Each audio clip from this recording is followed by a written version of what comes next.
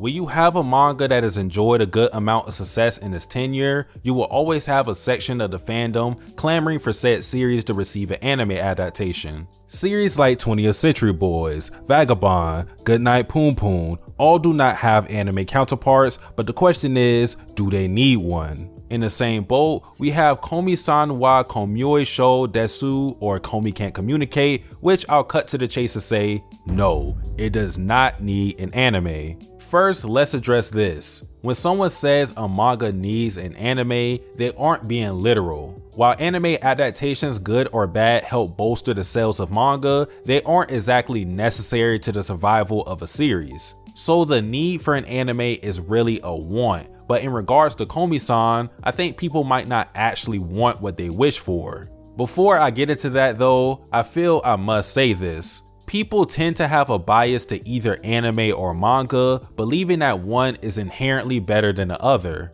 This is part of the reason why I think fans demand an anime for Komi-san, because some people might believe that it will automatically be better than a manga purely because it's animated, which I disagree with. Anime and manga have the potential to better excel in certain categories than the other because of their mediums, so one's preference over the other is a matter of what they value. I think the areas where manga is naturally better than anime is heavy dialogue, pacing, and story depth. With anime, it has the upper hand with music, voice acting, and of course, showing off visuals with animation. There's more to it of course, but the point is, both mediums have their own strengths and weaknesses, and in my personal opinion, Komi-san wouldn't bode well as it already does if it was in anime format. If you haven't already read Komi-san, here's a brief synopsis. Shoko Komi attends Eton Private High School, where she is quickly revered for her beauty, hailed as a goddess. However, due to the probing of her average classmate Hito Tadano, we find out that Komi suffers from a communication disorder, making it extremely hard for her to talk to others.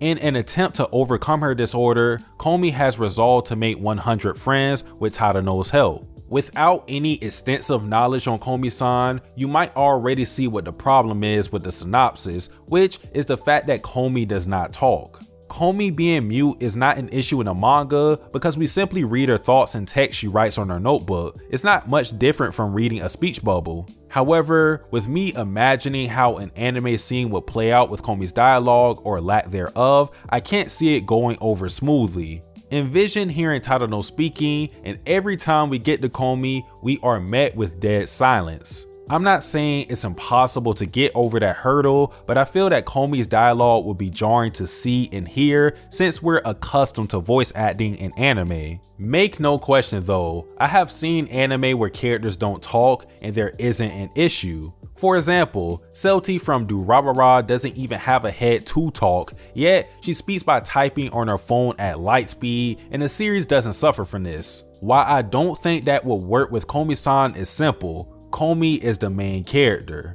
In this situation, we're dealing with a character that is the primary focus of the story, so her silence is much too noticeable to brush off. As well, Komi-san is a slice of life series with a lack of action and a reliance on dialogue, so that amplifies the problem even more. One way Komi-san could circumvent the silent dilemma is by giving Komi an inner voice at all times, but I also find this to be troublesome. Whenever Komi talks in the manga, it stuns you as a reader because it's a rare sight. And if we were to have an inner voice for Komi, that sense of awe would become diluted. Although we could still live vicariously through other characters in the series, experiencing the limited Komi dialogue, I still feel some impact is lost with that idea, since we as an audience would be accustomed to hearing Komi's voice. In addition, Komi-san's storytelling is tailor-made for manga. I can't say as much for anime. Komi-san has an overarching narrative being told, with Komi trying to make 100 friends and gradually overcoming her communication disorder,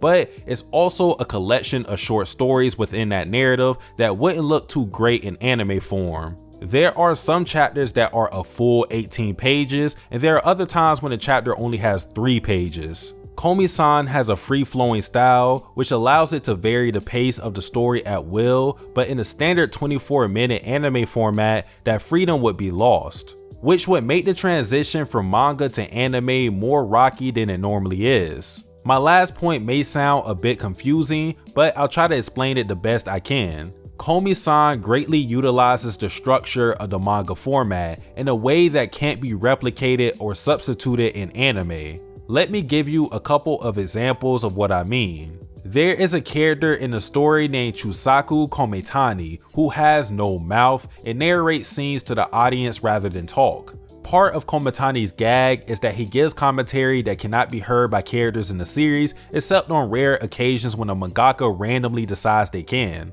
The distinction between Kometani's speech and other characters is his use of a swear text box instead of normal speech bubbles. This is a tool that only manga can use, and while anime could attempt to replace Kometani's gimmick with voiced over narration, I don't think it would be as effective. In another case, the use of translator notes is something exclusive to manga that would leave the anime rendition lacking. Most anime make references to Japanese culture that might be hard for non-native folk to pick up on, but this is a big part of Komi-san, I feel. There are a lot of characters' names in Komi-san that are a pun in of itself, making the translator notes highly valuable. Like this girl who has a strong lust for titties named Ohai Shuki, whose name is a play on the phrase Opai Suki, which means I like boobs. Or this highly competitive girl named Yada Makeru, whose name turns out to mean I don't want to lose. Admittedly, this is a complication that only non-Japanese speaking people like me would face,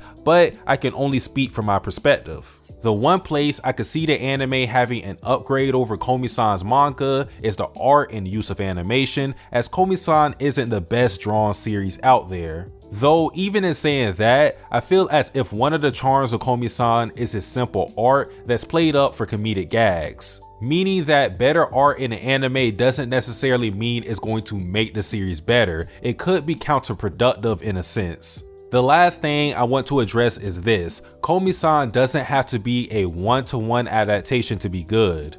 As I already stated earlier, anime and manga each have their own perks, and as such, an anime for Komi-san should use the strong points ingrained in its medium rather than trying to perfectly adapt everything in a manga. Remember people, it's an adaptation, not an animated rehash. If a series is doing everything the manga did with no significant change, of course in moderation, then it has little purpose. What I'm getting at with this video is that I feel the soul of Komi-san would be lost in a transfer from manga to anime.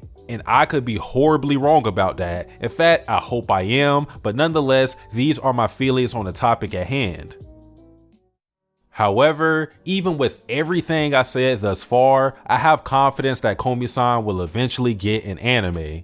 It's almost too popular not to happen, and considering it's a series that can appeal to a broad audience, there is little holding Komi-san back. As I make this video, Komi-san has only been out for about 5 years, so it being adapted into an anime is not a hopeless endeavor. Hell, Vinland Saga's manga has ran since 2005 and just like Komi-san was popular and beloved, but wasn't animated until 14 years later. So people, there is absolutely a chance for Komi-san, but if you ask me, it does not need an anime.